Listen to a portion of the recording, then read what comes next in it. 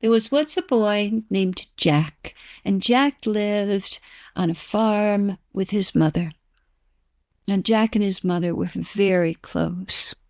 Jack's father had died when he was a boy, and so the only memories he had of his father were the ones that his mother shared. Now, Jack's mother took care of all the livestock, while Jack took care of the crops. And they were very happy. As was his custom, Jack arose early in the morning and fixed his mother some tea and toast and brought it into her by the bedside. Well, one morning, Jack noticed that his mother didn't drink the tea, nor did she eat the toast. Not thinking much of it, he went on with his day. The next day, it was the same thing, and the day after that, and the day after that. Jack's mother just grew more pale, and she just seemed to have no energy, and Jack came to her and said, "Mother, what is the matter?" "Jack, I'm an old woman now, and I think it's my time." "Your time? Time for what?" "Well, Jack, it's my time to die. I'm going to die soon, Jack." Well, Jack would hear nothing of it. Jack's mother tried to explain to him that it was a natural thing, a normal thing. But he would hear nothing of it. "It shall not happen, mother." Now, in those days, death was known to be traveling by foot all throughout the world. Some thought of death as an enemy, but others saw him as a friend to save someone from the pain they were in. So Jack stormed out the door and he went looking for death, and as it so happened, he met death on the road. When he asked Death if that's who he was, Death said, "Yes, Jack, and I'm going to your house." "Oh, no, you're not," he said. He picked up a large rock and he began to beat Death. He beat Death over the head, and smaller and smaller and smaller became Death until Death was no bigger than a thumbnail. And when he was that small, Jack picked up a nut. He took the top off of it. He jammed Death into the nut, then put the top back on and threw it into the sea. And when he went home, well, his mother was up. She was out of bed. She was singing. It was as if she were her old self. "Jack, I'm feeling so much better," she said.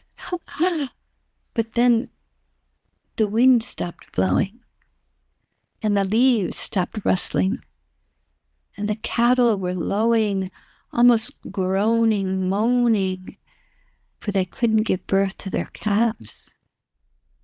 The women in the town, their cries could be heard out, for their babies who wanted to be born couldn't get through the birth canal.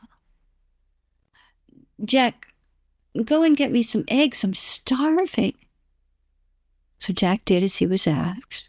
He brought the eggs in, and there his mother was at the hearth trying to get the fire going, but she wasn't able to get the fire going.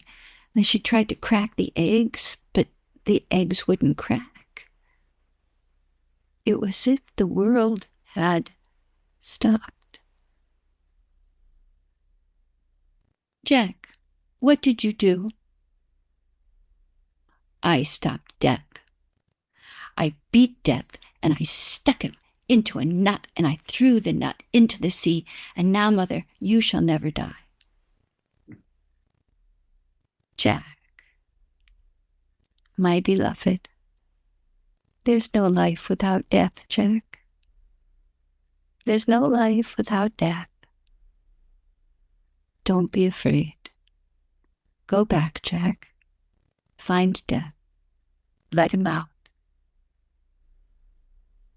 Jack was heartbroken, but he knew his mother was right. So he went back to the sea. He combed all the nuts on the shore, and he found the one that Death was in. He took the top off, and Death came out. They walked side by side to Jack's home.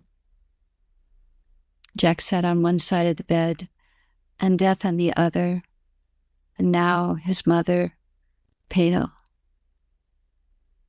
so thin. She held Jack's hand, and she said, Jack, I've saved a little bit of money, and I want you to get married. I want you to have a family. You live here at this farm. Jack, you have a good life. There's no life without death, Jack. No life without death. And then Death leaned down and kissed her, and she was gone. Oh, Jack mourned. But in time, he did get married, and he had a family. And when it was his time, his children all came around the bed, and he reassured them, don't be afraid. There's no life without death. No life without death.